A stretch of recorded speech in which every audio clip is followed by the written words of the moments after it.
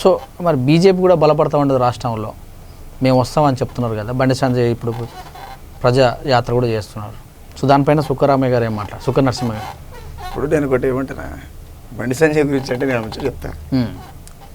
First అప్పుడు మీరు రాజకీయ నాయకులు అనుకున్నప్పుడు మీ ఉందాతరాన్ని పోగొట్టుకోకురా, ఉందాతరాన్ని పోగొట్టుకురి. ఒకడేమో సాలే అని మాట్లాడతాడు, వాడు గుండె అని మాట్లాడతాడు, వాడు బండి అని మాట్లాడతాడు, వాడు బేవకూఫ్ అని మాట్లాడతాడు. ఏం మాటలు మాట్లాడతారు? మీరు మంత్రులా, మీరు రాజకీయ నాయకులా, లేకపోతే మీరు అంగట్ల కూరగాయలు అమ్ముతారా, ఏం చేస్తారో అర్థం కాదు. వాళ్ళ గురించి మాట్లాడడానికి ఏముంటుందన్న, వాళ్ళు ఏ పార్టీలో మనసులో మాకు ఆవేశాలు ఉండవా? అట్లా మేము మనుషులే, మాకు ఆవేశాలు ఉండవా? ఎవరు పడితే వాళ్ళు. మీరు ప్రజల్ని పరిపాలించి ప్రజల స్వేచ్ఛ కోరుకునేటువంటి వాళ్ళు, మీరు ప్రజల స్వేచ్ఛ కోరుకునేటువంటి వాళ్ళు మీరే సహనం కోల్పోతే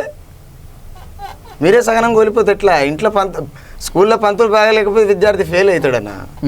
కాబట్టి నేను ఏమంటున్నానంటే, మీరు ఒక వే మీద ఉన్నారు కాబట్టి మీ వేను మీరు కరెక్ట్గా నడిపించుకోరు. ఇప్పుడు నేను ఉత్తపుణ్యానికి నేను తిట్టిండు అనుకో, నేనే బ్లేమ్ అవుతాను, నువ్వేం కావు. నేను ఉత్తపుణ్యానికి తిట్టిపోతా, మీ లైవ్లో కూర్చొని నేను తిట్టిపోతా. తిట్టిపోతే ఎవరు బ్లేమ్ అవుతారు? నువ్వు బ్లేమ్ కావు. రామ్నాథ్ సేక్ తలకాయలు లేనట్టు నేను పాపం ఆయన నిమ్మలంగా అడుగుతుంటే గానం తిట్టా అంటే నాదే పోతుంది కదా. నువ్వు చేసేపు ఆగితే తప్పేంది? లేదు నువ్వే తిట్టినావు, నేను ఆగితే తప్పేంది?